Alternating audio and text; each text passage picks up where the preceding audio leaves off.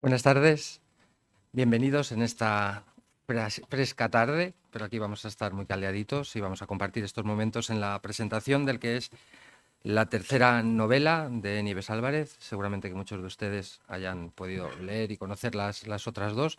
Yo estoy muy emocionado porque no solamente vengo a presentar este libro, sino que vengo a presentar el libro de mi madre.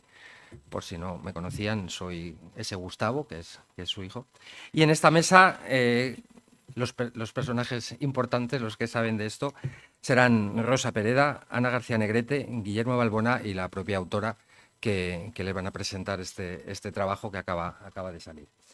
Doy la palabra a Rosa, que seguramente todos conocen, y lo que voy a decir sean novedades, pero ella es periodista, escritora, crítica literaria, gestora cultural y política española. Actualmente es concejala del Ayuntamiento de la ciudad en la que nació, Santander, y curiosamente nace el mismo año en el que la escritora y el personaje de las novelas que estamos presentando, la última novela y las otras dos, Alicia. Rosa ha publicado ensayos, relatos de ficción, novelas, entrevistas, y sería muy largo enumerar todo lo que ha publicado su faceta literaria. Ha colaborado en publicaciones que todos conocen como Triunfo, Cambio 16, y ha escrito en El País desde su creación hasta el año 2015. A partir de esta fecha sigue publicando artículos sobre literatura en el medio digital CTXT. Presentó anteriormente junto a Nieves la primera novela de esta trilogía, que ahora se completa, Alicia en el País de la Alegría, también editada por La Astura, primero en Madrid y luego aquí. Y yo creo que con esto lo importante lo va a decir usted.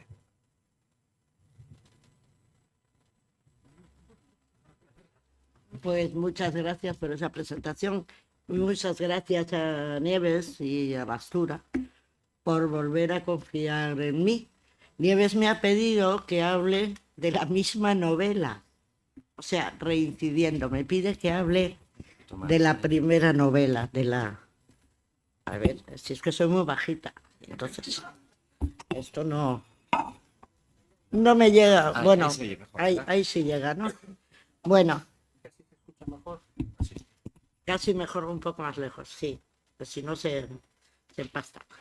Bueno, el caso es que conmigo Nieves Álvarez reincide. Yo presenté en Madrid, como ha dicho su hijo, y después aquí en Santander su primera novela, la que era el primer tomo de una trilogía que se cierra con esta que acompañamos hoy. Ella probablemente ya supiera que con Alicia en el País de la Alegría habría una serie, pero sus lectores no, ni falta que hacía, porque aquella primera entrega de la que me ha pedido que vuelva a hablar hoy es una novela completa, autosuficiente, redonda. Una novela de aprendizaje y memoria, que seguramente es necesaria para entender las otras dos, pero seguramente no al revés. Ya ven, ella reincide y yo también, y se lo agradezco mucho. Dije entonces, y repito ahora, que desde el título, Alicia en el País de la Alegría, se ve que Nieves nombra una cosa para hablar de otra. Y me explicaré. Esta es la historia de una niña que crece en un pequeño pueblo de Ávila, desde los últimos años 50 a los primeros 60, en esa segunda infancia, desde que arranca lo que se llamaba entonces el uso de razón, hasta la pubertad. Como sabemos, y algunas recordamos estupendamente, no era ese un país particularmente alegre. Más bien es una España sórdida, gris, que vive a la sombra del miedo, en la que una sociedad con un enorme peso rural, fuertemente dividida, obviamente en lo social, pero sorda y calladamente en lo político, se come unos años verdaderamente duros. Con ese peso enorme de la Iglesia Católica, entonces todopoderosa, de la omnipresente presencia del pecado y de unas costumbres regidas por el qué dirán, donde el control social se unía al policial y clerical para asegurar una docilidad que garantizó la duración ignominiosa de la dictadura. Pero nosotras éramos niñas, ya nos enteraríamos de mayores. Para hablar de otra cosa, decía, hay que decir que no se trata de un tratado sociológico ni de una novela de tesis, y tampoco de unas memorias de infancia, aunque algo de autobiográfico tendrá, y desde luego mucha y muy buena memoria. Pero desde Proust sabemos que la memoria es la materia de la novela y estas 600 páginas, solo del primer tomo, son de ficción. No es una novela proustiana, al menos formalmente, aunque qué escritor contemporáneo puede narrar fuera de la estela del genial Don Marcel. Y no lo es porque está escrita desde la perspectiva de la niña, en primera persona, viviendo la única vida que conoce y no de la adulta que recuerda su infancia y por tanto selecciona sus recuerdos. Ese es un trabajo de la escritora, que sí, pero en la ficción, en el texto que leemos, es una niña la que habla, y que habla como una niña, y vive y crece como una niña. La referencia a la Alicia de Lewis Carroll también carga el título, de manera muy inmediata, y no es raro que sea Alicia en el País de las Maravillas, uno de los primeros libros que lee la Alicia de Nieves. Y recordemos que el de Carroll es un libro cruel. La Alicia de Nieves es una niña muy especial, una niña curiosa que quiere conocer, entender su mundo y que no se conforma con aquello de que ya lo entenderá cuando sea mayor, que era lo que nos decían continuamente.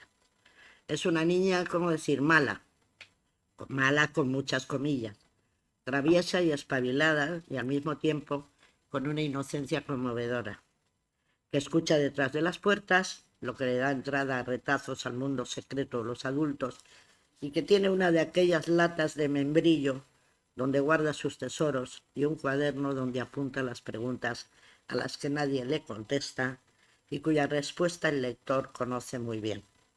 Porque este, como el de las maravillas, es un libro para adultos.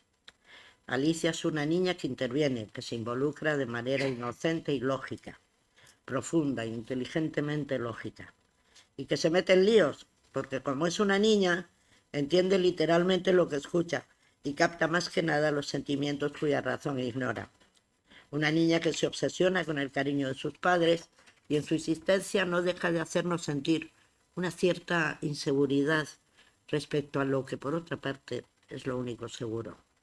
Se aferra al padre, como no, y vive con naturalidad en esos temas de los que nadie habla, como por ejemplo la diferencia de edad con sus hermanos, fruto de una larga ausencia paterna, que le explican como de trabajo. Pero cuando empecé a leer el libro, me empezó a rondar un rum. ¿Se podía emparentar la novela de Nieves con la serie de Celia? Se puede comprobar, pero solo de una manera muy oblicua. La niña, y luego adolescente, de Elena Fortún, escapa de un mundo muy parecido por el tiempo histórico al de Alicia. Escapa Celia, digo, por la vía de la fantasía, y es una niña urbanita, de una clase acomodada, en la que la imaginación fantástica crea un mundo paralelo al que fugarse. Además, está contada en tercera persona, mientras que Alicia es una niña de pueblo, de familia humilde, que narra en primera persona y que quiere estudiar y saber, desde muy, muy pequeña. Lo que les emparenta es, como decir, esa manera de contar sin contar, de dejar ver lo que no se puede contar, la realidad social amordazada por la censura y el miedo. Y no lo cuentan, pero lo vemos y lo sabemos, que el silencio y lo referencial funcionan si el lector pone su parte. Las escritoras, Fortún y Álvarez, se ocupan de que el silencio hable a gritos. El trabajo de Álvarez es además recuperar con la inocencia con la que lo vivimos entonces pequeñas costumbres cotidianísimas y las palabras que las nombraban. Yo he tenido la suerte de vivir de un modo intermitente, un poco como el Sergio de la novela, la vida de una niña en medio de la sociedad rural castellana. Lo mío era septiembre en un pueblo de Valladolid, pero allí también se jugaba en la plaza, los niños levantaban las faldas a las niñas, se paseaba por la carretera, se espiaba a los novios, había bicis con barra y bicis sin ella, y se iba a vendimiar y se hacía la lagareta, el lagareto, el lagarejo, pero lo mismo. Hacía tantos años que no oía ni leía esa palabra, que se refiere a la risa de estrujar un racimo de uvas tintas en la cara de las chicas y de los chicos. Un juego cargadito eróticamente, como lo son siempre los juegos de niños y niñas, aunque sea de la manera más púdica, inocente y censurada. Y ese primer amor infantil pero apasionado, y los lutos y la ropa teñida de negro, y esa clausura de años sin música, sin salir de casa más que a misa, luto riguroso que duraba vidas. Yo he visto mucho a mi madre y a mi abuela y a mis tías de luto, y sé de lo que habla Nieves Álvarez. Y muchísimas más cosas y más palabras que no voy a contar ahora porque no voy a destriparles la novela, estaría bueno. Además que muchos de ustedes la habrán leído ya, y si no, háganlo. La recuperación de toda aquella vida, de todas aquellas palabras y giros que a lo mejor los críos de hoy no reconocen ya, es algo que agradezco con emoción a Nieves. Debo decir que en aquel Melgar de mi infancia está mi paraíso perdido, así que entiendo por qué esta novela pone a Alicia en el país de la alegría, porque por oscuro que fuera el mundo en torno, la alegría la pone el despertar a la vida. La infancia que viene a ser, justo desde cuando se pierde, nuestra primera patria. Para los que hemos vivido de niños esos años llenos de curas, monjas y guardias civiles, el libro es un golpe a nuestra propia memoria. Y para los que han llegado a una España infinitamente mejor, una inmersión en aquel cotidiano que no exagero si digo que nos amenaza con volver. Quiero hacer una última reflexión. Desde que la Astura publicó este primer tomo de la trilogía del que me ha tocado hablar, en España han pasado muchas cosas. Desastres naturales paliados por la acción de un gobierno socialista que ha ampliado las libertades de la ciudadanía y consagrado derechos por la igualdad, por ejemplo. Pero también la irresistible ascensión de la ultraderecha que derechiza aún más a la supuesta derecha convencional. Ese nacionalcatolicismo que asfixiaba el mundo de Alicia niña y que ahora pugna violentamente por volver.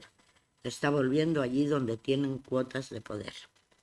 Y un estado de opinión fuertemente polarizado y unas cotas de violencia verbal y simbólica que rozan lo insoportable y que no son de ninguna manera simétricas ni equidistantes. Vivimos un presente convulso, con muchos flancos abiertos. El conocimiento de la historia nos es absolutamente necesario para que aquella no se repita, para posicionarnos y comprometernos con conocimiento de causa. Pero ese conocimiento que nos da la ficción, tiene un plus añadido. Va directamente al imaginario colectivo, lo llena de carne y sangre, de sentimiento y de vida, porque vivimos la historia con mayúsculas de una en una, de persona en persona, y de esa puesta en cuerpo y en caras y ojos y almas se ocupa de manera privilegiada los testimonios personales. La memoria, que es la materia de la ficción, nos es ahora más necesaria que nunca. Muchas gracias.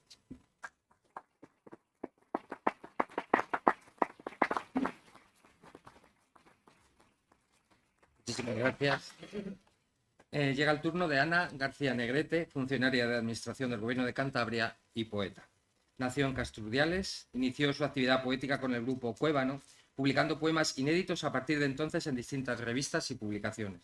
En el año 2005 publicó en La Sirena del Pisueña su primer libro de poemas, Algo tendrán que decir las estaciones. A este le siguieron Memoria para seguir un rastro, 2010, y Dices tu nombre, 2016, Descrédito de la certeza, 2017, Premio de Poesía José Luis Hidalgo y El balcón en el 2021. Presentó precisamente aquí, en este Ateneo, la segunda novela Vamos a contar mentiras de Nieves hace un par de años, 3 años.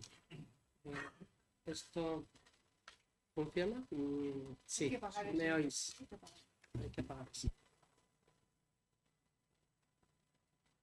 Que las colecciones de virus que nos atacan me permitan no toser, no moquear y todo eso, pese a que se supone que hace tiempo tendría que estar estupenda. Bueno, muchas gracias, Nieves, que bueno, cuando iba a presentar su tercera novela, Los sonidos del silencio, me dijo que, bueno, que quería vernos aquí acompañándola en esta mesa. Y bueno, realmente le dije, a ver, la protagonista en esta ocasión son Los sonidos del silencio, que es esa tercera parte en la que podemos reconocernos en esta Navidad. He luchado con familia y eventos y jolgorios por terminar y poder leerla. Es quizá la parte que más podemos conocer, y veo un poco la generación o las generaciones que estamos aquí presentes, y en esta última novela efectivamente es la que más podemos reconocernos en un tiempo de fin del franquismo, de la terrible dictadura, y el inicio hacia una democracia en España.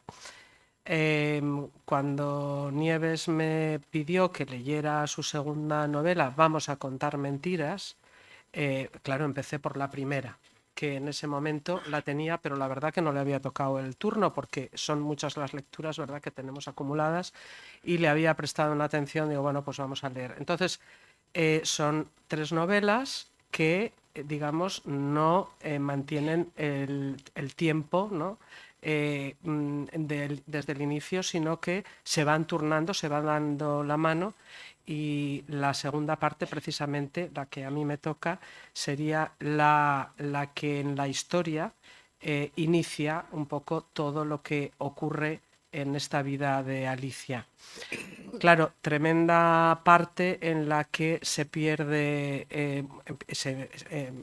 el golpe de Estado, y entonces en una localidad como es un pueblo pequeñito, como tantos, por otra parte, ¿no? Ella lo dice, ¿qué más daría que sea el pueblo donde vive Alicia, de donde procede Nieves, como tantísimos otros pueblos de España que pasaron por esa represión tremenda, con esa crudeza, que además ella lo cuenta en ese tono realista, perfectamente reconocible, en el que se van narrando los hechos día a día de todo lo que va sucediendo.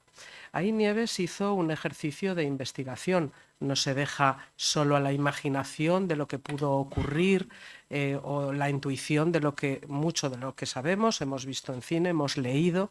No, ella además, porque se granjea la confianza de quienes podían darle los testimonios directos, y porque además se mete de lleno en las bibliotecas y en los archivos de Ávila para documentar toda aquella historia y todo lo que sucede alrededor. Que a mí me parece que ese ejercicio de memoria colectiva, que es lo que es Vamos a contar mentiras, un ejercicio de memoria colectiva que, aun cuando nos hemos preocupado por informarnos, por saber, por conocer, cuando te entras, ¿no?, y de manera tan inmersiva en todos esos acontecimientos que ella bien cuenta, y además en esa tercera persona, al revés que como la otra novela, ¿no?, que ha comentado Rosa, y hay una tercera persona en la que de vez en cuando Nieves, impulsiva como es ella, yo creo que necesita, ¿no?, inmiscuirse de nuevo en la novela, y ella tiene que intervenir para reforzar o para aclarar algunos acontecimientos. En Vamos a contar mentiras, los personajes y la historia se va contando desde distintos ángulos, de distintos puntos de vista y vivencias de los personajes. Pero la sensación efectivamente de realidad, cuando además conocemos acontecimientos que están muy bien contados y bien cumplimentados en esas notas de pie de página que documentan perfectamente los hechos, realmente se sufre con esa familia, con esa joven que de repente se encuentra con un novio que había sido el pobre secretario de la casa del pueblo, de su pueblo, y que además fundamentalmente su intervención, o buena parte de la intervención de aquellos ciudadanos, iba dirigida a ensalzar la cultura, la lectura, el teatro, poder organizar eventos en los que distintas personas pudieran participar, elevar el nivel cultural. No hay que olvidar que en ese momento el analfabetismo en España, pese a todos los esfuerzos que había hecho la República, que fueron muchos,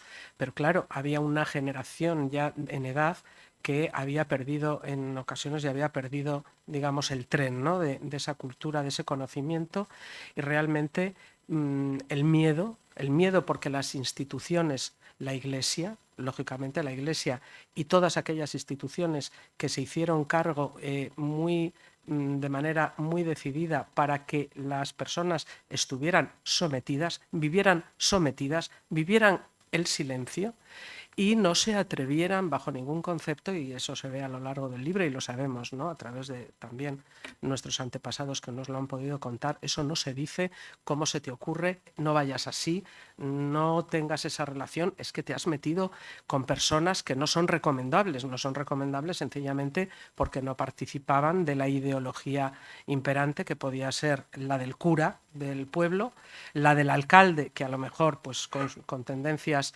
caciquiles sobradamente conocidas, imponía el silencio. Claro, una vez que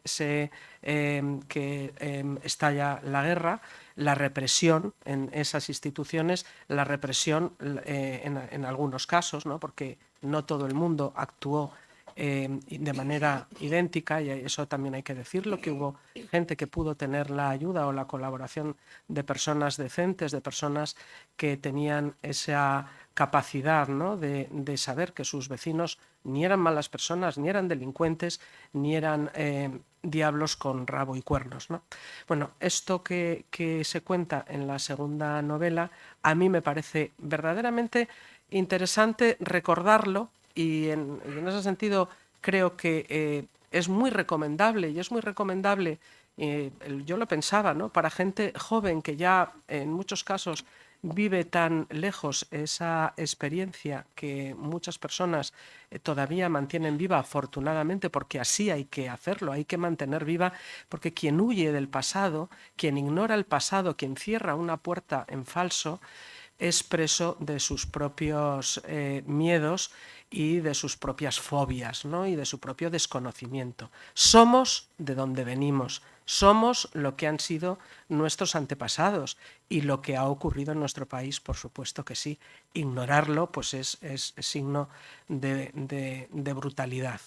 Entonces, como es una novela que se lee realmente fácilmente, se sigue muy bien todos los acontecimientos, pero se llegan a hechos tremendos cuando el protagonista, que es el padre de Nieves, Juan, es detenido, y a partir de ahí pasa por un rosario de centros de detención, de campos de concentración, y cuando ya incluso lo liberan, le llaman a filas porque tiene que ir a prestar todavía su servicio. Como era un magnífico cantero, acaba en la construcción del Valle de los Caídos, ¿no? Bueno, son esa parte que está bien documentada es realmente muy interesante, porque conocemos también muy poco. Quiero decir que la guerra abarca años y es en todo un país, y hay muchos acontecimientos, unos los puedes conocer mejor, otros los puedes conocer peor, pero desde luego documenta y recorre esa parte de la historia de España que a mí me parece interesante e importante no olvidar. Y poco más debo decir, ni me debo alargar, porque ese ejercicio, vuelvo a insistir, de memoria colectiva es lo que da un sentido magnífico al libro de Nieves, y que creo que posteriormente, cuando ella ya se mete, ¿no?, en esa otra realidad que es el fin del franquismo y el inicio de la democracia, bueno, pues nos da lugar a muchos acontecimientos, también muchos dramáticos, que sí hemos conocido a unas edades más tempranas y a otras menos tempranas, pero las hemos podido conocer, las hemos leído en la prensa, y es muy fácil hacer ese recorrido, porque muchas de las cosas nos identificamos con lo que sucedió. Nos sucedió a nosotros, le sucedió a nuestros hermanos, le sucedió a nuestros padres, ¿no? Pero en vamos a contar mentiras, y se cuentan muchas mentiras. Es lo que quedó, ¿no?, de todo aquello. Cuando empieza la democracia, todo era una gran mentira, y entonces, salvo las personas que sufrieron la represión en primera persona, que conocían, todo era silencio. Y bajo el silencio es fácil ignorar o pensar que hay mucho exagerado por el mundo, que aquello, bueno, por favor, ya vamos a olvidarlo. Hay un drama que atraviesa todo el país y que atraviesa a todas las familias, la mía la primera, pero supongo que la de muchos de ustedes también. ¿Cómo vamos a olvidar eso? No es posible. Eso hay que mantenerlo precisamente para intentar que, por favor, nunca vuelva a ocurrir. Creo que esa es la enseñanza mejor que podríamos tener de todo aquello que pasó tan terrible y que Nieves ha contado también. Y no tengo nada más que decir, que les animo a leer esa tercera parte que hoy presenta Nieves. Y nada más.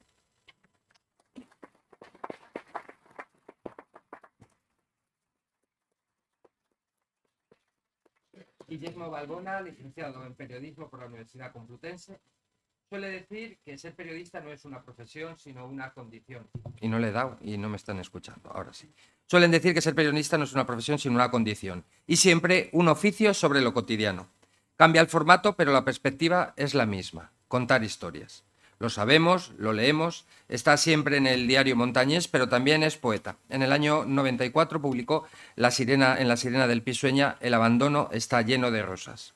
Ha presentado en este Ateneo las 2 novelas anteriores y hoy, no hay 2 sin 3, presenta la tercera, Los sonidos del silencio, La Astura 2023, que completa la trilogía Vieja amiga de la oscuridad. Bien, buenas tardes. Acabo de enterarme que eso era mío, eso que había escrito. No me acordaba. Voy a enlazar primero, tenía un escrito hablando un poco de la memoria histórica, una determinada reivindicación, pero creo que Rosa, con esa pluma, literariamente ya lo ha hecho. Entonces lo diré de una manera simplemente como de reivindicación, vamos a decir, oral. Y es que, por ejemplo, cuando hago críticas de cine, hay películas que se pueden defender simplemente por un aspecto de necesidad, ¿no? No de oportunismo, sino que son películas necesarias. Creo que lo que ha hecho durante casi 10 años Nieves es un acto de necesidad. Quiero decir, muchos de los que hemos firmado en la plataforma de defensa de la memoria histórica y democrática, me imagino que muchos de los que estáis aquí también, lo hemos hecho en un acto de conciencia claro, que es quizá el arma, entre comillas, que teníamos más a mano. Hay otras personas que pueden hacer plasmar eso de distintas maneras. Y yo creo que lo que ha hecho precisamente Nieves es responder a esa necesidad. Y de paso también enlazo con el magnífico discurso, como ha vertebrado, dijéramos, a la hora de la verdad, la trilogía Ana, pues enlazando que estoy de acuerdo con ella y también aplico un poco el término cinematográfico en que cuando lees Los sonidos del silencio lo que haces, probablemente de una manera a veces inconsciente, es como trazar flashback, ¿no? De repente acudes a episodios, a retratos o a detalles que Nieves había dejado del personaje de Alicia, de esa maravillosa criatura, en las 2 novelas anteriores. Aquí hay, yo creo, aspectos mucho más sociológicos, históricos, que se añaden a lo personal y que convierten la novela probablemente en otra cosa que lo complementa. Pero yo sigo viendo una visión, vamos a decir, unitaria, que, como decía también Rosa, puede ser importante o no, sobre todo de cara al lector, que lo tuviera en la cabeza o que lo tuviera como una concepción previa o fundacional Nieves, pero el caso es que en la escritura, en el proceso de la escritura y por tanto en el proceso de la lectura, uno va descubriendo que hay una construcción, una edificación de ese personaje que tiene o no muchas cosas autobiográficas, que tiene mucho de los lectores que acudan a ella, que tiene mucho de recuerdos, de cosas que hemos leído, vamos, que de una manera o de otra todos nos acabamos reflejando. Quería empezar con una cita de Dostoyevski, que nadie se asuste, también necesaria, que dice: sepan pues que nada hay más alto, ni más fuerte, ni más sano, ni más útil en nuestra vida que un buen recuerdo, que yo creo que es en realidad lo que hace el ejercicio que hace Nieves en estas 3 novelas. De nuevo, una novela que son tres que son una, y que plantean esa necesidad de abordar de forma inequívoca la recuperación de nuestra memoria frente a la mentira, muchas veces frente a los asesinos, frente a criminales que quedaron impunes amparándose en la oscuridad del franquismo. Muchos son los que todavía esperan en una tumba anónima ser rescatados del olvido. Y como se ha dicho tantas veces, de una manera o de otra, hora es de ajustar cuentas con el pasado. Como saben, los que más cerca están de Nieves, ella acostumbra a saludar, despedirse, firmar con esos versos y besos que en mi opinión se han convertido ya en una contraseña de complicidad con la literatura y la creación. Durante casi una década, Nieves ha dedicado muchas horas a investigar y escribir estas 3 novelas, como se ha dicho, y que ella misma define como un homenaje personal a quienes padecieron los efectos de una guerra civil injusta y una posguerra revanchista y cruel. Son además ese reconocimiento a los padres, a un amor, al sufrimiento, a la alegría, al apoyo incondicional, vamos, que la condición humana, de una manera o de otra, para lo bueno y lo malo, asoma a través de estas 3 historias, que son una. No es casualidad, en mi opinión, que el pasado lunes en la web del diario, durante muchas horas lo más leído, no eran las bolitas de Galicia, no eran, bueno, desgraciadamente lo que está sucediendo en Gaza, que al fin y al cabo es otro fragmento de memoria que hay que tener siempre presente, sino que lo más leído era la entrevista que mi compañera Rosa Ruiz había hecho a Nieves Álvarez. Subyace en eso, en mi opinión, lo que llamamos normalidad. Detrás de ello hay una inquietud por las heridas no cerradas, por las falsas vendas, por las voces nunca escuchadas. Los sonidos del silencio cierra una trilogía, sí, pero abre muchos tiempos, otras crónicas paralelas, complementarias, silenciadas. La palabra, pese a lo que muchos piensan, nunca es sanadora, pero sí es un antídoto para aminorar el sufrimiento. Es un lugar en el mundo que sirve para asumir, evocar, zarandear lo que no tiene nombre. Nieves Álvarez se dice y es escritora, poeta y artista plástica, pero sobre todo es lectora. Cada una de sus acciones y expresiones creo que son una invitación al acompañamiento y al aprendizaje, que es lo que tiene esta tercera novela. Hay en todos sus pasajes algo de iniciático, algo de compañero de viaje para ir al pasado y volver al presente y para no perder la perspectiva de futuro. Por eso su último libro es el de una lectora que mira al mundo, que se deja mirar por él, que mira su entorno y que tiene su reflejo en su escritura. Una obra que es crónica, pero también testimonio, iniciación, voz de voces, porque leer, al fin y al cabo, es vivir. Habíamos empezado una Alicia en el País de la Alegría, vamos a contar mentiras, pero ahora, con los sonidos del silencio, lo que se constituye es un microuniverso que es memoria colectiva, una traslación que con el filtro de la literatura convierte en magma emotivo, en recuerdo y en conmoción, también esa melancolía de textos, diarios, historias rescatadas, detalles, objetos, diálogos y conversaciones que arropaban otras vidas que probablemente son las nuestras. Como subrayaba recientemente un columnista, ahora todo se cuantifica, de todo hacemos una estadística. El capitalismo emocional es el de los datos y el de los algoritmos, ese número que diga más de nosotros que aquello que nosotros mismos escribimos. Frente a ese mundo ruidoso, que todo lo borra o que lo solapa, también escribe y también se manifiesta la valentía y el testimonio de autoras y de personas como Nieves Álvarez, que diseccionan en sus recuerdos, que escudriña en las falacias oficiales, que se desnuda, como en esta obra, para novelar espejos, espejismos, imposiciones, mentiras y verdades. Ya se ha dicho, cuando una herida se cierra en falso, vuelve a abrirse. Es necesario dar pasos que lleven no al olvido de una parte de nuestra historia, sino a reconocer los errores, buscar a los desaparecidos e implementar una serie de medidas necesarias. Las 3 novelas, aquí ya citadas y definidas, conforman una trilogía, sí. La propia autora, es curioso, duda cuando la denomina con un condicional vieja amiga oscuridad, pero vieja es también por nueva, porque quedan muchas cosas por complementar. Amiga porque nos acompaña y probablemente nos va a acompañar para siempre. Y la oscuridad porque transcurre en una época oscura donde la guerra, también los campos de concentración que algunos pensaron que no había, la posguerra, la dictadura, la represión han estado siempre unidos y al final quizá lo que todos esperamos es que se vislumbre ese posible atisbo de luz. La herida de la guerra civil se cerró en falso. La represión brutal, ahí están las fichas policiales, el miedo a recordar de los perdedores, el silencio impuesto a la mayoría, los pactos de los políticos para olvidar en favor de la construcción de una convivencia amnésica han sido causas, pero como bien dice Nieves, no son las únicas. También están los intereses económicos que estuvieron en el fondo y la forma de ese intento de decretar el olvido, de hacerlo oficial.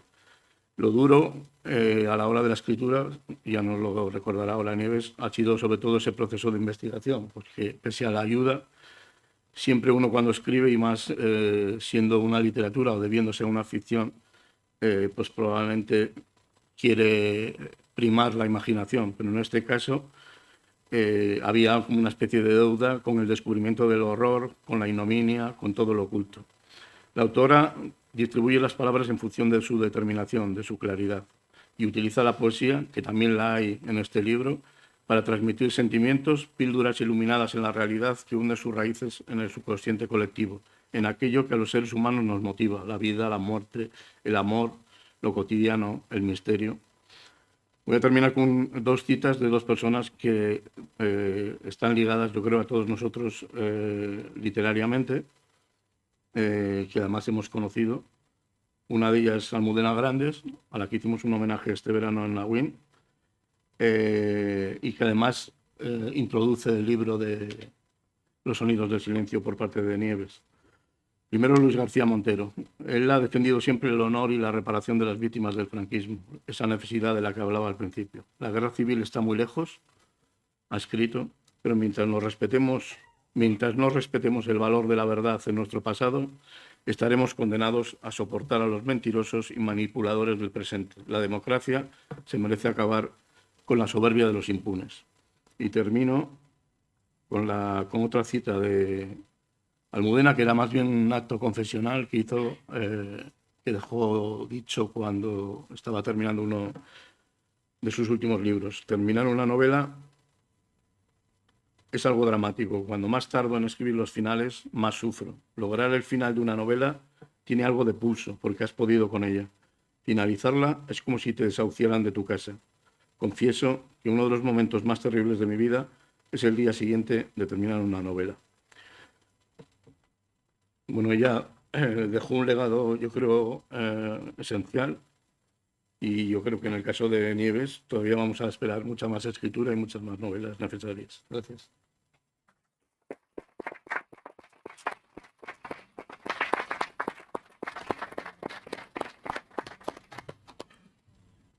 Nieves Álvarez, mi madre, escritora, investigadora, poeta y artista plástica, autora de esta trilogía. Y luego, di lo que quieras, hijo.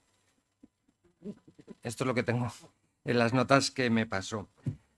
Antes de darle la palabra, quería deciros que yo tengo 3 hijos. Tengo una niña que se llama María, que tiene 21 años, y luego tengo 2 hijos que son mayores que yo, que son mis padres. Y la relación que tengo con ellos es un poco la misma que puedo tener con mis hijos. Están cargadísimos de ilusión. Cada día les veo trabajar en sus proyectos artísticos y me lo vienen a contar con la misma ilusión que mi hija. Bueno, ella ya no lo hace porque ya es más mayor que estos, que ya tiene 21 y ya no tiene tanta ilusión como cuando tenía 5, 6, 8, 10 años había hecho un dibujo, o cuando papá me enseña la próxima exposición, o cuando mamá me deja sus libros, porque tengo la suerte de leerlos antes que nadie. También la circunstancia de dar mi opinión, que en algunas ocasiones pues nos lleva a hablar y a llegar a puntos de encuentro. Si tengo que definir a mi madre, se basa en 4 pilares. Él también, pero ahora el protagonismo lo tiene ella. La ilusión, una ilusión constante desde que la conozco, y la conozco desde que nací, hace ya 53 años. Una ilusión constante por absolutamente todo. La emoción. Somos una familia muy emocional, lloramos muchísimo viendo la televisión y en el cine, escuchando música, pero es algo que nos relaciona con lo que estamos sintiendo y que nos hace sentir lo mismo, y que además en estos 3 libros que tienen hay a palabras llenas. La tercera somos nosotros, la familia. La familia está súper presente cada día, en cada momento, en la vida de ellos, en la vida de mi madre, constantemente preocupada por nosotros, que somos una familia pequeña. En realidad somos nosotros 3, mi hija, un primo que está en Ávila, y quedamos pocos más.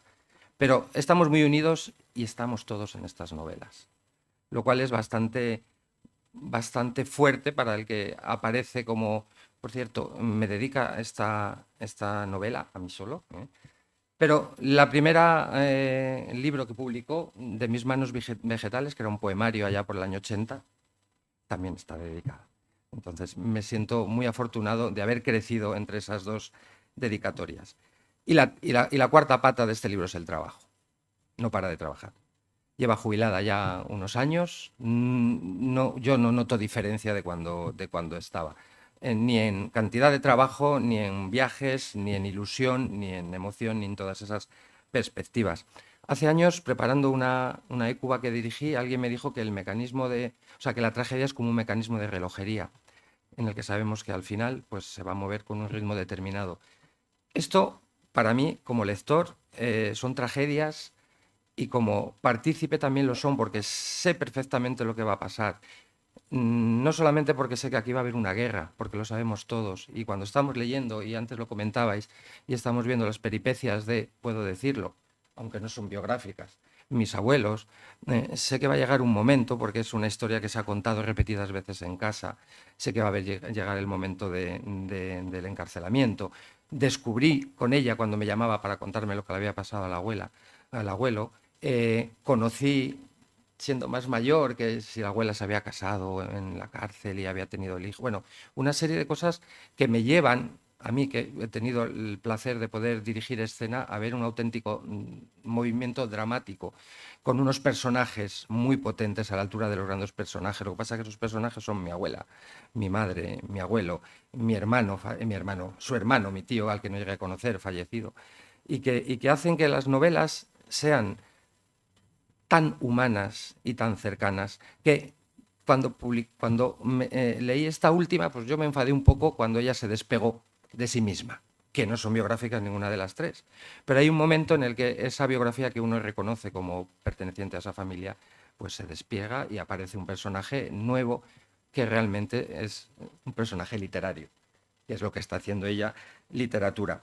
Por lo tanto, es un placer haber sido protagonista sin aparecer, haber compartido y haber conocido todas estas historias y sobre todo saber que llegan a otras personas y que esas personas están emocionándose tanto como nosotros nos emocionamos. La abuela contaba las tragedias muy bien también. Tenía un sentimiento trágico brutal. Contaba los grandes dramas de su vida, que eran muy grandes. Su marido muerto, su hija en un accidente. Pero los contaba de tal manera que nos embelesábamos y con ese mecanismo de la tragedia sabíamos cuándo llegaba el momento en el que iba a romperse a llorar y nos iba a contar que había sucedido pues, lo ineludible. Yo creo que el haber experimentado eso me hace, en serio, sentirme muy afortunado. Estos libros son muy necesarios. Ayer me enfadé muchísimo y me cabré muchísimo cuando entré a ver esta entrevista que decías y se me ocurrió, nunca lo hago, pero es que soy tonto, dar a los comentarios. Sí. Y entonces, pues, entroncando con el presente convulso, me quedo con uno solo, que decía, me voy a comprar este libro por el placer de quemarle. ¿Sí?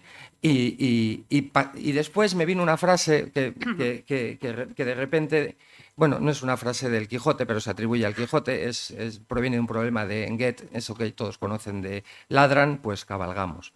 Pues ladran, pues sigue cabalgando, madre.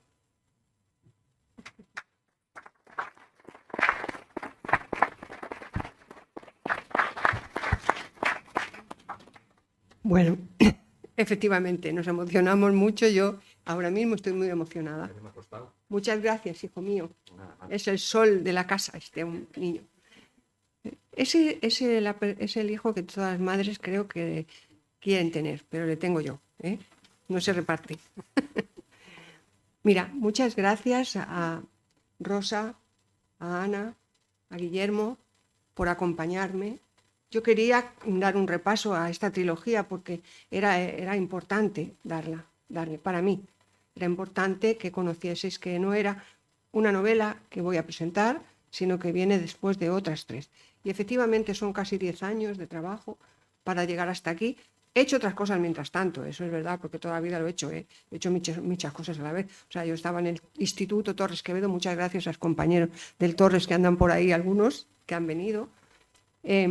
Además, iba a un programa de televisión, no sé si algunos de los que están aquí recuerdan, que cuando volvía del programa pasaba por el pasillo y me hacían corrillo, fila, los niños, porque iban consumo, producto, y me lo cantaban, ¿no? O sea, toda la vida he hecho muchas cosas, porque siempre, además de todo eso, hemos estado luchando por tener un país democrático, por tener un país mejor, que todavía hay que seguir luchando. Uno dice, ¿pero qué pasa? ¿Aquí nunca vamos a terminar? No, porque cuando uno se cree que ha conseguido las cosas, vuelven a fastidiarse. Esto es una cosa normal. Me alegra mucho también ver aquí algunas mujeres que han tenido tanta importancia en mi vida. Isabel, que está ahí al fondo. Madre mía, querida. María Antonia, también aquí. Toñi, vamos a decir Toñi. Vamos a decir Isabel Tejerina, porque con Isabel no la conocen a lo mejor. Toñi. Teresa, que es más reciente en mi incorporación a las mujeres maravillosas, a las poetas, Marisa, Dori, todas las poetas que me han acompañado, algunos políticos, gracias Jesús. Yo recuerdo una aventura que tuvimos en un tren. Bueno, así que muchas de las personas que estáis aquí, gracias, alguno me ha musicado alguna canción mía que anda por ahí. Me alegra mucho que haya una persona que quiera quemar mis novelas. Eso quiere decir que lo estoy haciendo bien. Porque si les pareciese a todo el mundo estupendo, es que había hecho una cosa que no era para nadie. O sea, y yo sí sé dónde estoy. Sé dónde estoy, dónde nací. Mira, yo nací muerta y estuvieron a punto de enterrarme en una caja de mazapanes. Decía mi padre que hubo un tiempo en el que los niños y los hombres, las mujeres, las niñas, las personas mayores, casi siempre nacíamos muertas. Luego resucitábamos, ¿o no? Yo nací muerta y resucité gracias a la Virgen del Rosario, según mi madre, o a la comadrona, según mi padre. Porque mi madre y mi padre eran dos personas que se amaban profundamente, enamorados hasta las trancas, desobedeciendo al padre, es decir, al padre de mi madre, que era un cacique, porque no quería que se casase con ese Rojeras que tenía de novio. Mi padre y mi madre tenían ideas totalmente diferentes políticamente, pero que no le dijesen nada a mi madre de mi padre porque le sacaba los ojos a cualquiera. Eso es así. Eso nació de esa manera. Y toda la vida lo vi en mi casa. Mi madre decía, no lo hagas, que ya sabes por qué no lo puedes hacer. Porque él quería ir y él decía, no lo sabes porque te llevan. Porque te llevan, yo no lo sabía, porque le llevaban a mi padre cuando había algún evento en el pueblo y se lo llevaban al cuartelillo y cuando venía con heridas. Se ha caído, se caía mucho mi padre cuando había eventos. Los que les metían en el cuartelillo les pegaban unas palizas que crujían, por si acaso. Oye, yo nací 10 años después que terminase la guerra civil.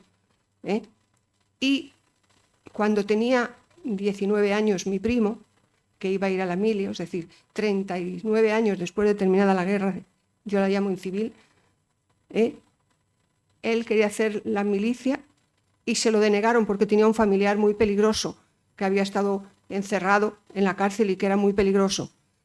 Y entonces no le daban el certificado para poder hacer las milicias. Y entonces su padre fue a ver a la Guardia Civil y le dijo, pero bueno, ¿quién es este familiar peligroso que tenemos? Nosotros no tenemos ningún familiar peligroso. Dice, sí, Juan Santos Álvarez. Dice mi tío, anda, qué coña me dices. Juan Santos Álvarez, Santetes. Dice, sí, si es con el que juegas la partida todos los días, ¿cómo vas a decir que es peligroso? Así que el señor sargento de la Guardia Civil iba al bar de mi padre y allí jugaban. 29 años después todavía tenía puesto ese San Benito de que era un ser peligroso y no le podían dar un certificado. Y el señor les dijo, mire usted, busque algún cura influyente o algún militar para ver si le damos el certificado, porque eso es una injusticia.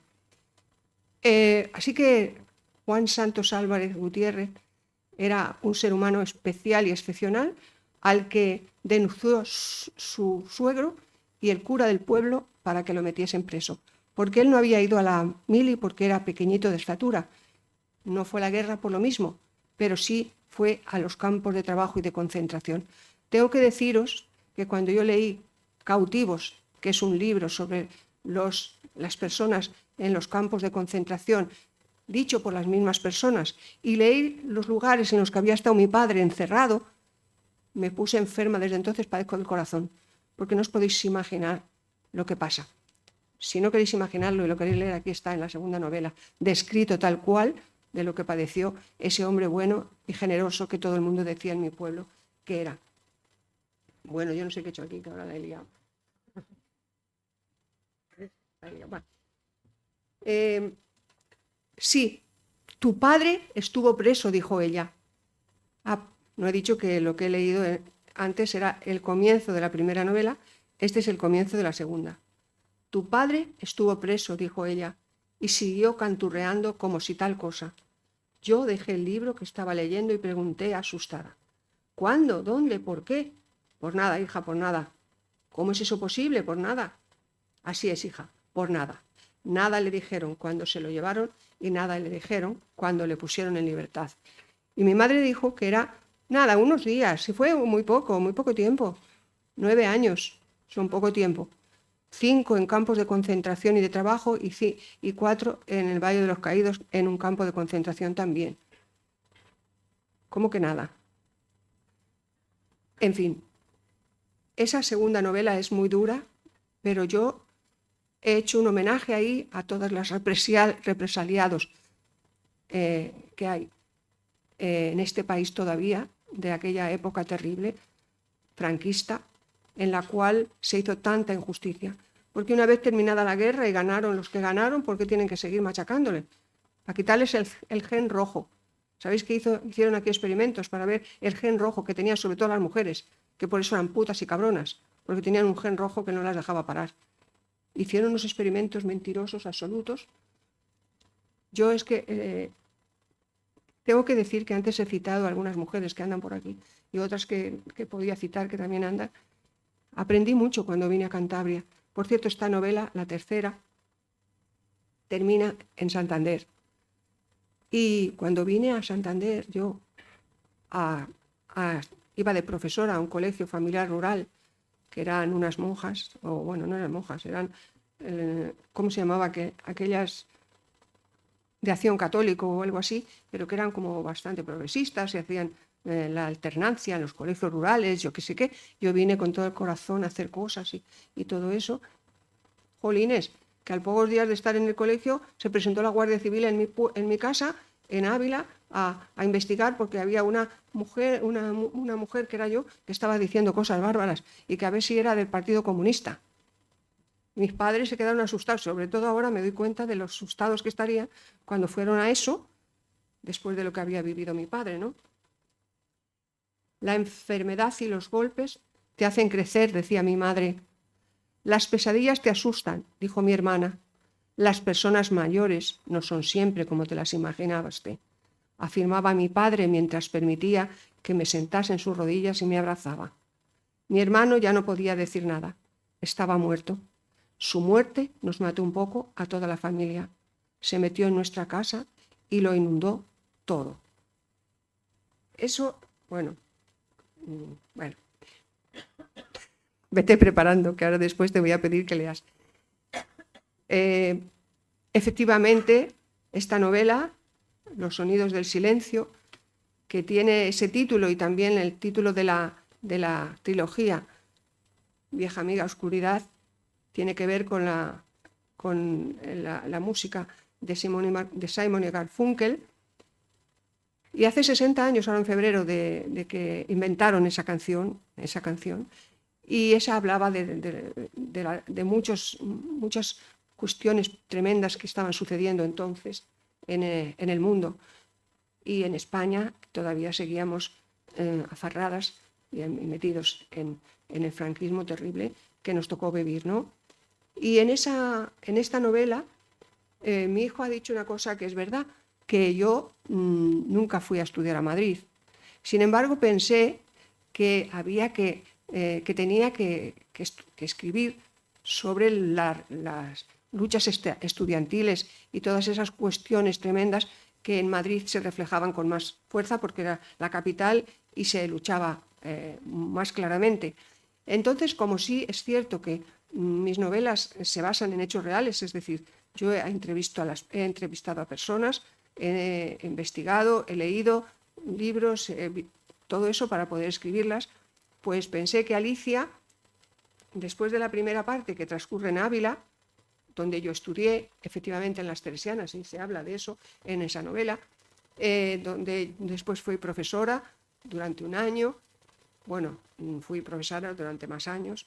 En lugar de irme a Alemania, que es donde me fui, Alicia no se fue a Alemania, se fue a Madrid, porque en la novela segunda, el padre de Alicia siempre había soñado con estudiar medicina para haber podido salvar a su madre, que murió joven debido a una enfermedad que no tuvo cura.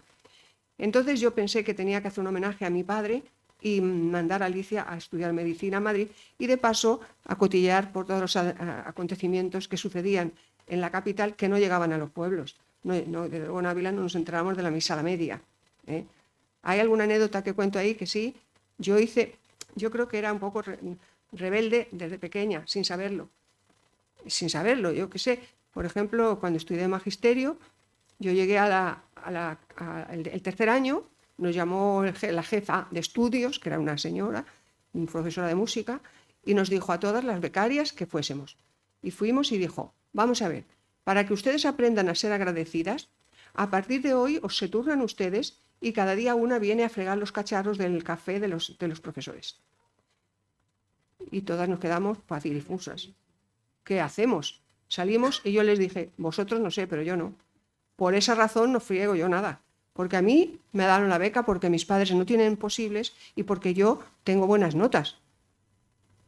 Y todas, no, pues dice, sí, luego ya después de hablarlo, dice, si lo dices tú, vamos. ¿Vale? Pues entramos al otro día y no hacía falta que vinieseis todas. Y no, venimos todas porque no vamos a fregar. Yo dije, mire señora, a mí me han dado la beca por estas razones, pero por eso no. Si todas las chicas que van con nosotros al tercero friegan los cacharros, yo también. Pero si no, de eso nada. Se puso... Y vosotros vais a fregar. Yo dije, mire señora fulanita, vamos a ir al director a contarle la película, a ver si tenemos que fregar por esa razón. Y entonces ya dijo, no, y nos fregamos. Ahora yo pasé un año de música, me zarandeaba el brazo, yo creo que por eso me duele, me tenía loca, todo le parecía mal, yo aprendí música más que en la vida, y aún así me suspendió. Yo había sacado todo notable, sobresaliente, muy buenas notas, y ella me suspendió la música. Y hablé con el profesor de francés, que era su marido, y le digo, oiga, que me había puesto sobresaliente. Digo, oiga, ¿qué puedo hacer para que no puedo suspender? Dice, mira, yo ya sé lo que tienes que hacer. Como vais a ir de viaje de fin de curso, de carrera por Andalucía y todo, yo te recomiendo que te prepares unos buenos chistes para el autobús y los cuentas. Y luego vas allí todo el rato a hablar con ella, ¿qué quiere? Desde luego no te emborraches, ni salgas por ahí, ni hagas nada, A ver si así lo arreglas, porque la conozco y seguro que sí. Ahí me tienes a mí todo el viaje, fue un curso que me costó una pasta, que tuve que trabajar porque mis padres no me lo podían permitir, ¿verdad? Y yo dándole jaboncito a la señora y me aprobó.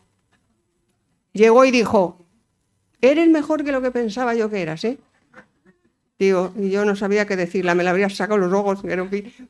Bueno, algunas anécdotas de esas son tremendas que hay en esa novela.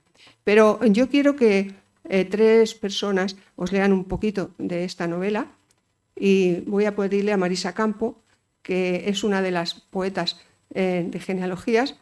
Sí, ahí hay el micrófono, hay un micrófono, te puedes levantar. Estas compañeras que van a leer son amigas mías y somos socias de Genealogías, que es una asociación feminista de mujeres poetas que luchamos para la visibilidad de las mujeres en la literatura, que normalmente, como en todos los ámbitos, no funciona, ¿no? Gracias, Marisa. Gracias a ti. Vale. Felicitarte por el libro, la última novela, Los sonidos del silencio, y la trilogía Vieja amiga oscuridad.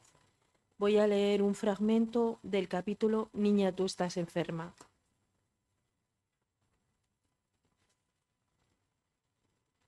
Algunas cosas las comprendería más tarde.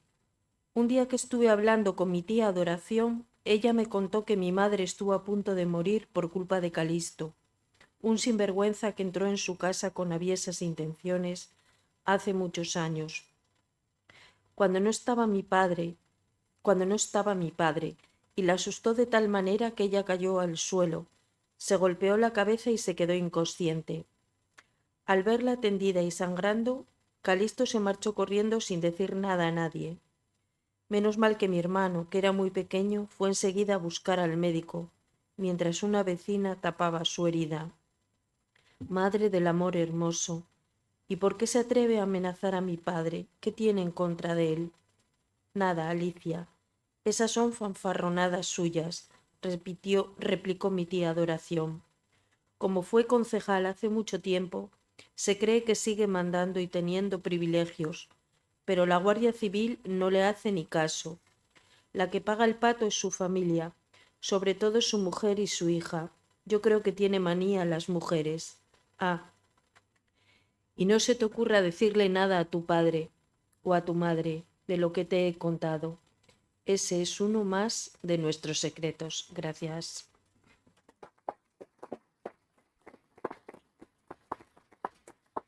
Gracias. Esto es una historia que vuelve a la segunda novela, donde se cuenta todo lo que sucedió con el tal Calisto, que efectivamente, mira, o sea, cuando ganó la guerra y en Mingorría, que era mi pueblo, que es donde transcurre todo esto, inmediatamente quitaron al alcalde, a todos los que había, concejales y tal, y pusieron a los que la Guardia Civil y el cura dijeron que eran buenos para estar allí. Y este era un sinvergüenza de toda la vida, de cuando estudiaban en el colegio, era bárbaro y no sabían ni hacer la O con un canuto. Algo sucedió no en este pueblo, sino en otro. Dori.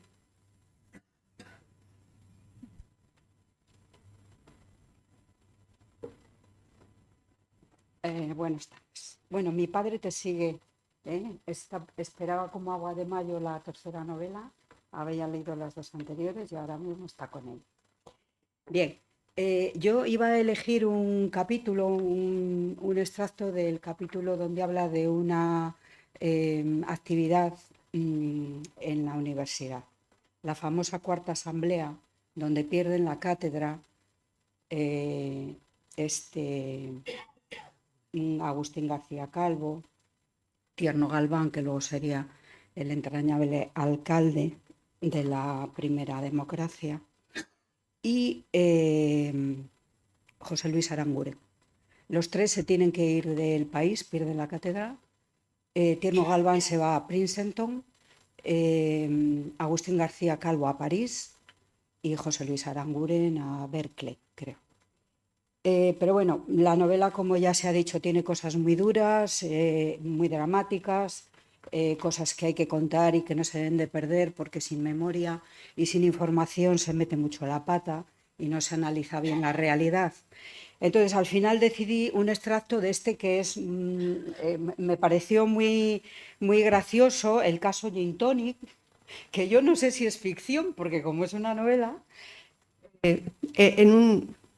En un paréntesis, Ana, o sea, Rossetti, me entrevisté mucho con ella para poder contar lo que sucedía en Madrid. La etapa de Alicia en Madrid tiene dos fuentes muy importantes, Ana Rossetti y Miguel Ángel García, que después va a leer también. Y Ana Rossetti me contó esta anécdota que figura en la novela tal cual me la contó. Vale. Bueno, pues la primera hoja, el capítulo tiene 3 hojas. Dice, el siguiente trabajo que me propuso Ana era de noche, en una enorme discoteca, con varias plantas que tras el éxito rotundo obtenido en Mallorca se instaló en Madrid. Se trataba de contar el número de gin tonics que se servían en una barra determinada y contar también las botellas de ginebra que se abrían. Era importante, eso sí, que nadie supiera lo que estábamos haciendo. Tenía que parecer que éramos unas clientas más de la discoteca. Acodadas en la barra teníamos que hacer nuestro trabajo sin levantar sospechas. A cada una de nosotras nos tocó en un mostrador distinto pero cercano. Pedimos una copa y con ella pasamos toda la noche. El camarero me preguntó en más de una ocasión si quería algo más. Yo tenía la copa prácticamente entera. Le dije que estaba esperando a un amigo. Ana inventó un método estupendo para realizar el conteo. Mira, Alicia, debes ponerte una chaqueta o un vestido que tenga bolsillos amplios. Y si no tienes nada, yo te puedo prestar un blusón que sirve para este caso. Llevaremos botones grandes y pequeños. Tengo un montón en una caja. Los utilizo para arreglar los vestidos del teatro. Cada vez que se sirve un gin tonic, cambiaremos un botón pequeño al otro bolsillo. Para las botellas utilizaremos los botones grandes. ¿Cuándo y cómo los contaremos? Al terminar el trabajo en el servicio de señoras. ¿Cómo sabremos que ha terminado el trabajo? Cuando la inspectora entre en el baño, nosotras entraremos también. Contaremos los botones, le diremos las cantidades y ella nos dará el dinero. Es un trabajo que dura 4 días y que estuvo muy bien pagado. Que cómo continúa, pues lo leen en la novela. Gracias.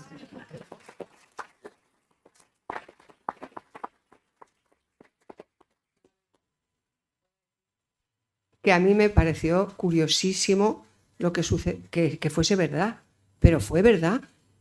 Y cuando me dijo que le pagaban 4.000 euros al día, me quedé patidifusa, 1.000 euros no sé. porque es que eso no lo cobraban por un mes de trabajo algunos trabajadores. No había. 4.000 pesetas, perdón.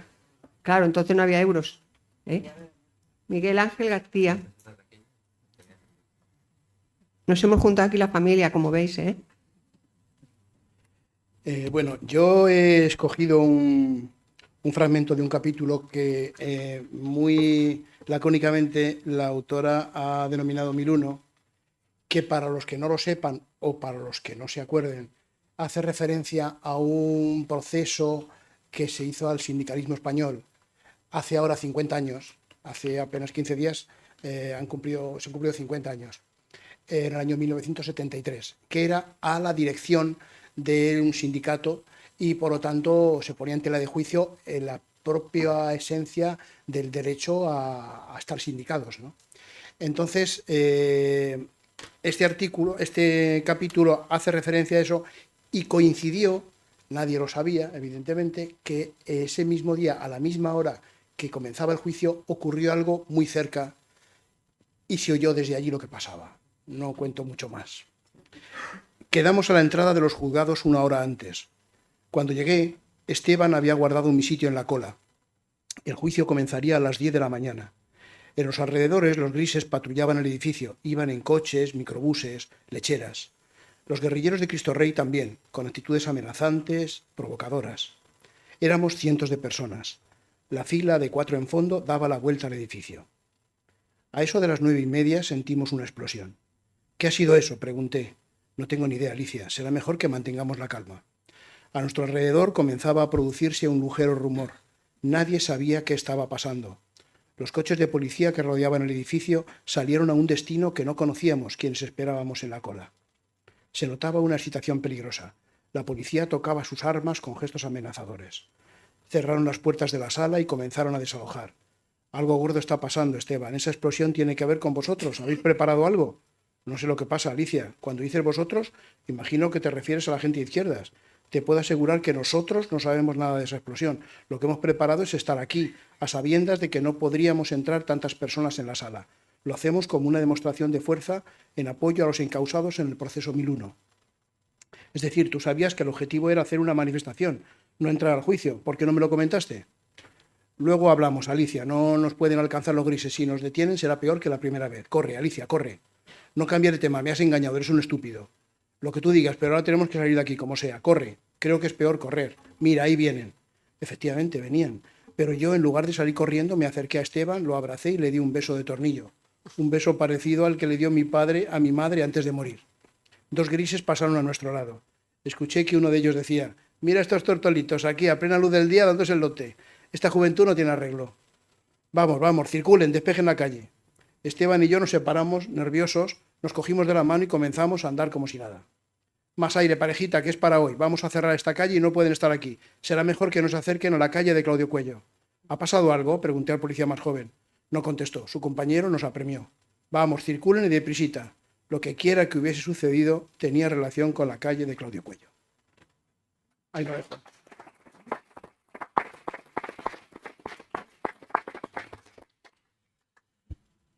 Bueno, Miguel Ángel García es el padre de Miguel y mi compañero desde hace...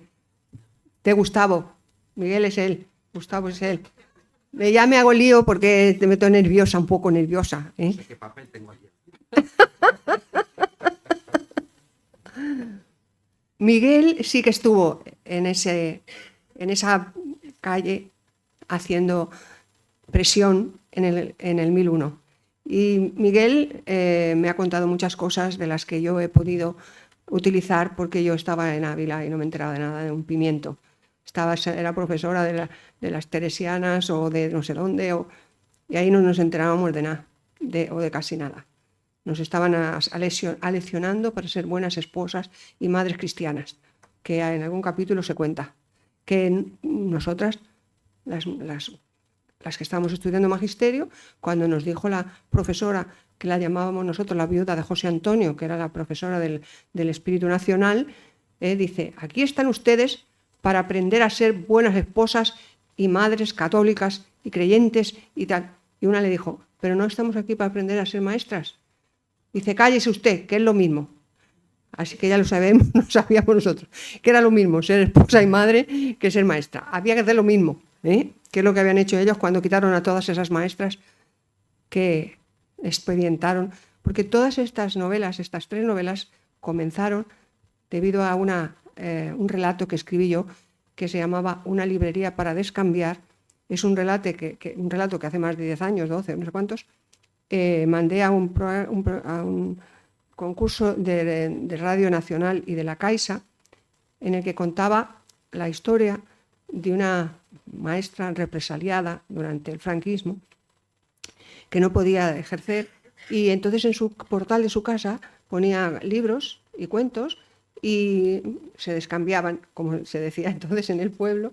Llevabas una perra chica y un libro y te daba otro, ella, y luego le podías volver a descambiar. Y gracias a eso, Soledad Puertolas y Fernando Suárez, que estaban en el jurado, me animaron a contar la historia de Alicia, y gracias a eso empecé con toda esta película. Hasta aquí va mi intervención, porque si no os voy a meter mucho rollo. Luego después, cuando hagamos un poco de coloquio, si me queréis preguntar algo más. Yo creo que si pasamos al turno de preguntas, si quieren directamente, sí.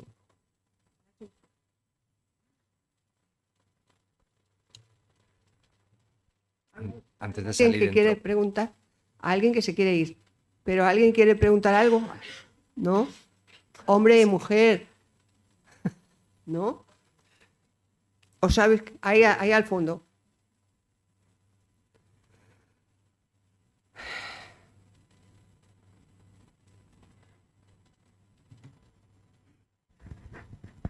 Bueno, más bien que preguntar, es un poco una opinión. En principio creo que nunca se debe quemar un libro, aunque se puede quemar un libro, porque el dueño del libro es el dueño del libro. Pero creo que primero lo debe leer y no, por quien sea el autor, tiene que quemarlo. Y decidir si le gusta o no le gusta después. Y de todas maneras, antes de quemarlo, siempre se le podrá dar a otra persona para ver si la opinión de esa otra persona que lo lea después es la misma o pueden cambiar opiniones al respecto. Bien, se quemaron muchos libros solamente por la procedencia. Por ejemplo, saliendo de conventos, los libros se hacían pilas y sin saber ni los títulos, tan siquiera se quemaron. En muchas ocasiones después de haber asesinado a los propios miembros de ese centro, ¿no? Hay una cosa que creo que nos equivocamos, en general, cuando hablamos de la memoria democrática y la histórica. La histórica, o la democrática primero, que es la última, se ha limitado mucho y se ha accionado mucho sobre esa memoria tendenciosamente. Creo que para las siguientes generaciones eso puede ocasionar una confusión o un desvío de la realidad. Hay otra memoria, que es la histórica, que su fundamento principal es que no obedece a ideologías, sino al mayor realismo posible. Y por lo tanto es más antigua que la democrática y tiene mejor fundamento, puesto que su principio es que no obedece a ideologías para escribirla, ¿no? Entonces, no sé hasta qué punto, hasta cuándo vamos a seguir. Yo, afortunadamente, quiero decir que por mi educación y por mi forma de vivir la vida, nunca he tenido ninguna tendencia políticamente, de ninguna forma. Siempre he cambiado impresiones con todo el mundo. De hecho, tenía grupos de amigos que no se hablaban con otros grupos de amigos distintos, y yo me hablaba con todos porque siempre me interesó la realidad de las cosas, ¿no?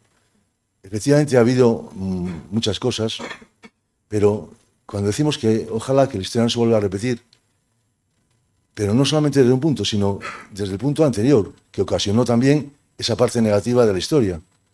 Entonces creo que debemos de poner entre todos algo, de forma que cuando incluso se hagan en algunas novelas, que por supuesto la novela tendrá un punto muy bueno, eso es indudable, pero que debe mezclarse la historia, ampliarla, que no haya una sola tendencia y solamente ensalzar una cosa Muy y bien. masacrar la otra. Creo que... Sí, muchas gracias. Sí. Iba solamente a comentar, con todo el respeto, que más preocupante que la quema de los libros, que ese es el Fahrenheit que fue paralelo, que se quemaron muchas personas. Bueno, pues, Jolín, cuando dijo eso de que no es de derechas ni de izquierdas, me venía a la cabeza lo que se decía cuando yo era joven. Y cuando uno dice no soy ni de derechas ni de izquierdas, es que es de derechas. Pero a lo mejor ahora no lo sé. Pero solía decirse eso. Y bueno, ahora se están volviendo a quemar libros y a quitar libros de las bibliotecas. Y se quitan con una intención clara, que es, por ejemplo, temas de feminismo, temas de sexo, temas de cosas, cuestiones que ya estaban superadas y que volvemos a ello, ¿no?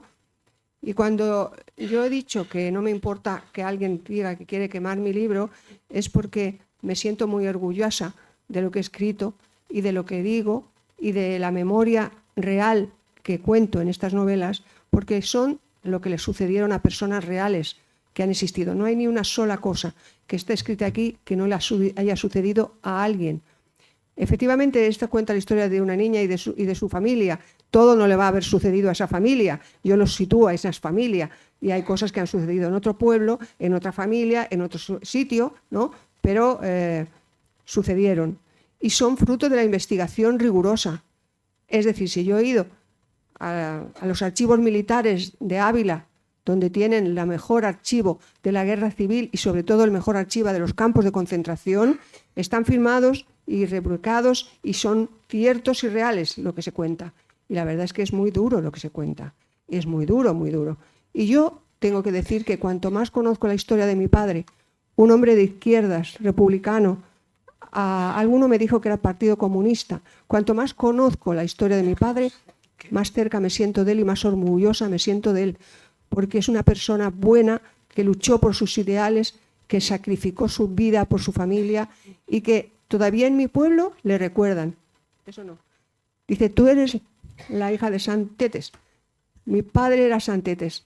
Eres la de Santos, ¿no? Y yo, sí, lo digo con orgullo. Ese hombre era un hombre que ayudaba a todo el mundo que le pedía ayuda. Y no tenía nada más que un corazón enorme y un trabajo. Mira, él fue el que me animó a leer y me dijo, lees siempre, siempre. Y me dice, hija, no pases nunca por encima de los demás. Sitúate a su lado, ayúdales, estate junto, pero no le machaques. Eso no se debe hacer. Eso se lo he dicho yo a mi hijo muchísimo. No sé si alguien más quiere decir algo. Isabel.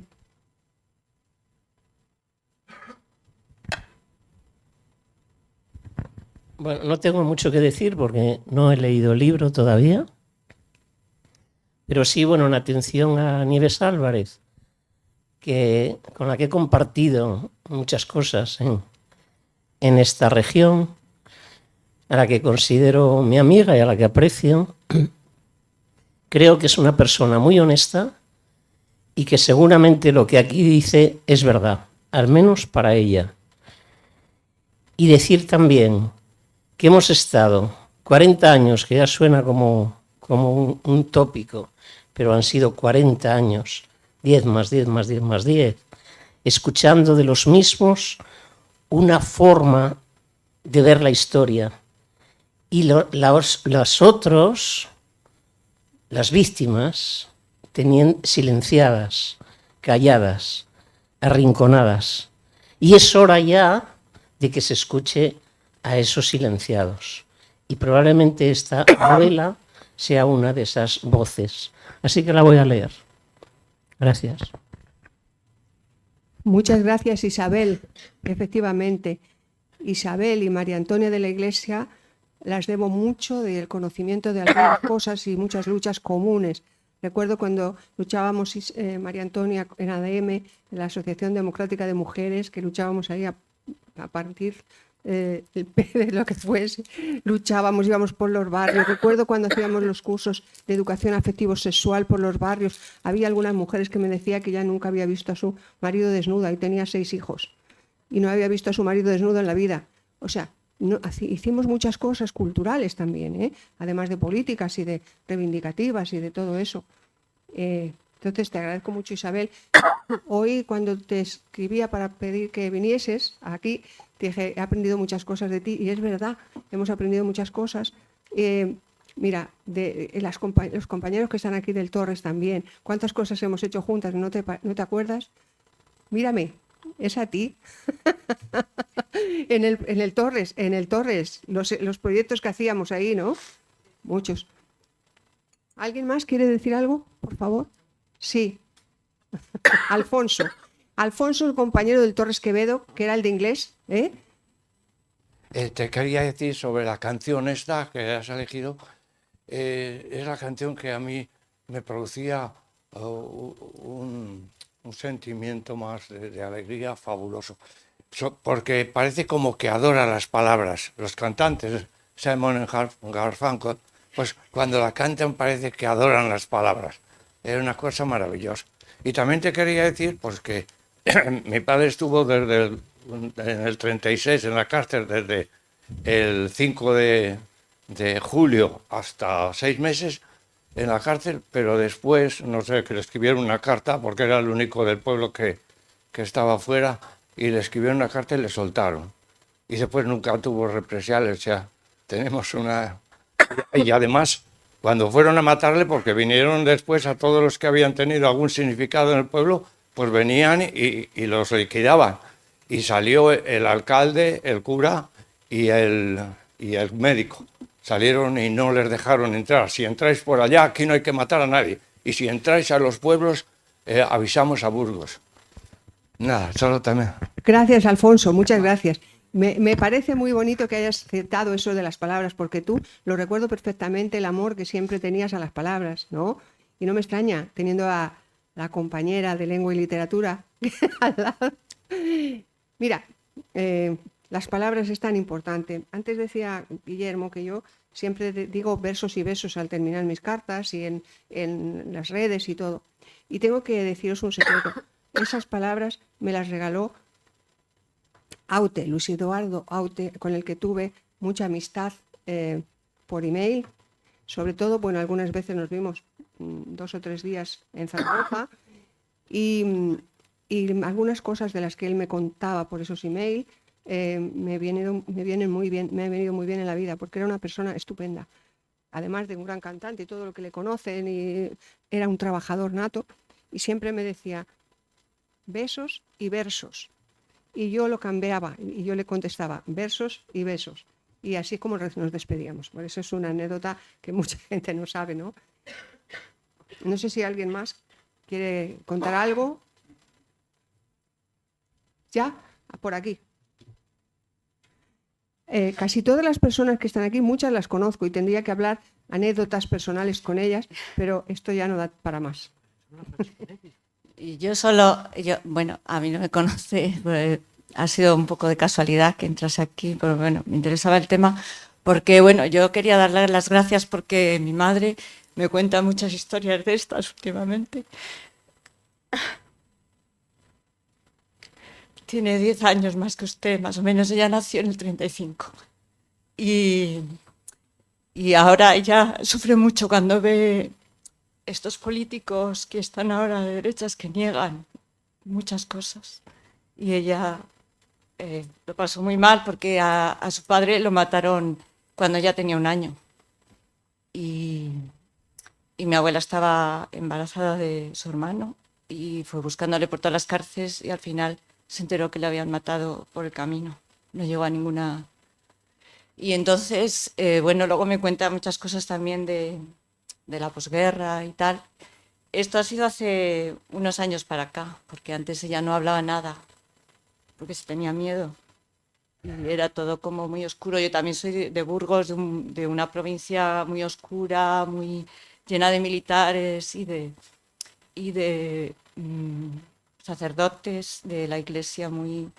Y bueno, pues nada, solo agradecerle que dé voz a estas historias, porque otras personas no tienen esa proyección, esa capacidad de hacerlo. Muchas gracias. ¿Cómo te llamas? Marta. Marga. Marta. Marta, muchas gracias, Marta. Pues nada, dale muchos abrazos a tu madre de mi parte. Yo nací en el 49. Voy a hacer 75 años en febrero. Y siempre digo mi edad porque no tengo ningún problema con las edades. De toda la vida lo he dicho. Es un privilegio, soy una superviviente. Mi hermana murió sin llegar a cumplir los 40. Mi hermano murió con 21 años en un accidente de moto. Mi padre murió sin cumplir los 60. Los 60. Y mi madre es la superviviente a la que espero seguir, porque ella murió casi con 90. Entonces digo, bueno, me quedan 15 años, si tengo suerte. Todavía tengo muchas cosas que hacer. Sí. No me puedo morir tan pronto. Estoy con otros proyectos, siempre estoy con proyectos. Yo creo que hay algo, mucho de verdad de lo que ha dicho Gustavo.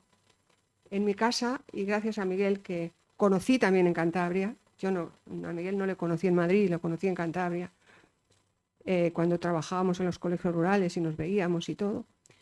Y gracias a él y a todas las personas que conocí en Cantabria, soy mejor persona y soy como soy ahora. Una parte importante le debo a mis padres y a su enseñanza y a lo que me contaron. Otra parte imagino que se lo debo al haber estudiado en las teresianas, algunas cosas buenas, algunas cosas malas, pero mira, hay una teresiana muy mayor, que tiene casi 90 años, que cuando yo vine de Alemania de trabajar sin un duro, me estuvo pagando casi 1 año la mitad de su sueldo para que yo pudiese seguir adelante. Y después nos seguimos hablando, pero durante mucho tiempo no tuve contacto con ella y la estuve buscando, no la encontré. Y hace un par de años o 3 que la encontré y nos escribimos.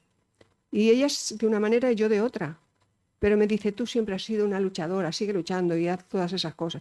A mí no me importa lo que tú pienses ahora o hayas pensado o lo que te haya pasado, o si te has divorciado o te has dejado de casar. No me importa, a mí lo que me importa es cómo eran las personas. Y tú sigues siendo igual. Se ha leído mis libros y... bueno, pues estará viendo ahí cosas que he puesto de las teresianas que... y se habrá reconocido en una, porque ella era una de las que nos hacía cosas buenas. En fin, mucho rollo. María Antonia. Muchas gracias, Toñi. Toñi. No sé al final lo que me saldrá porque son muchas cosas, hay muchos recuerdos, muchas...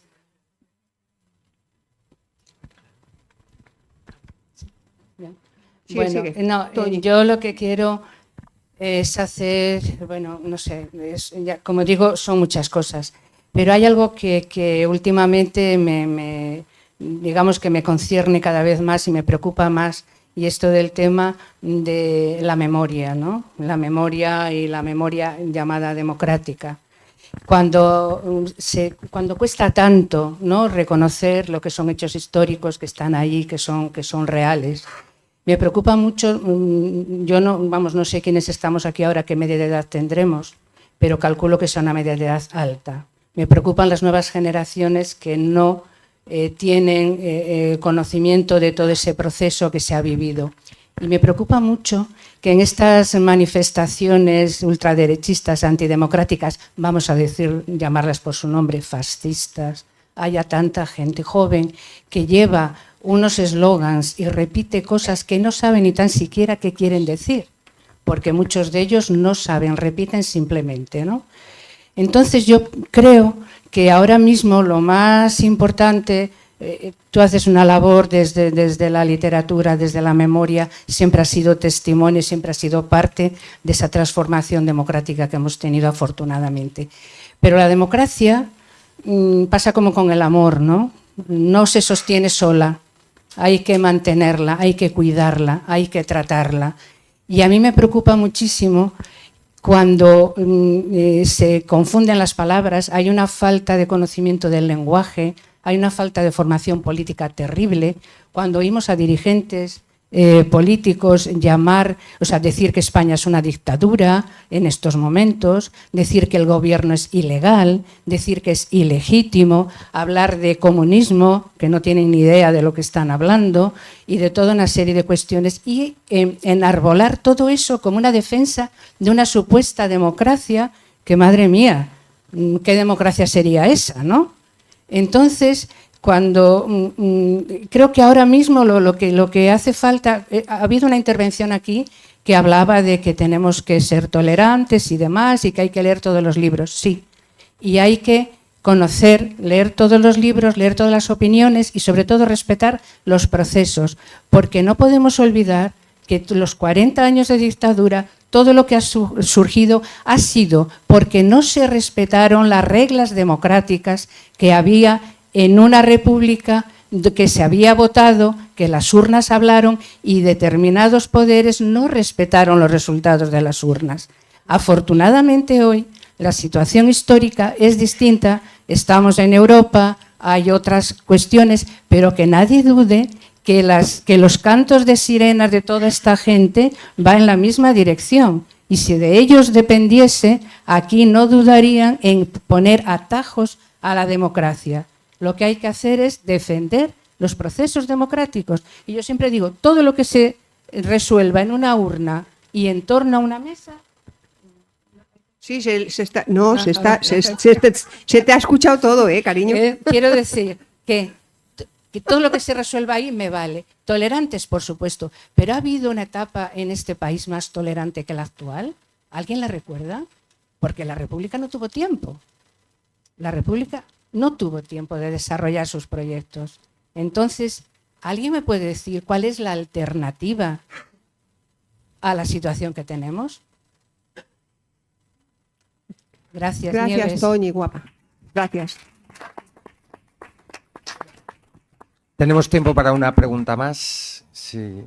Y si no, pues en Tropel pueden ir a comprar ordenadamente para que Nieves os pueda firmar los libros, porque fuera hay un puestito de Gil que si no le tienen y que creo que están deseando. Quiero agradecer a Gil, que siempre es tan amable, que ha venido con los libros, porque la editorial normalmente ha venido, pero esta vez no podía, entonces está bien. Gracias a todos y a todas. Pues muchísimas gracias, ha sido un placer.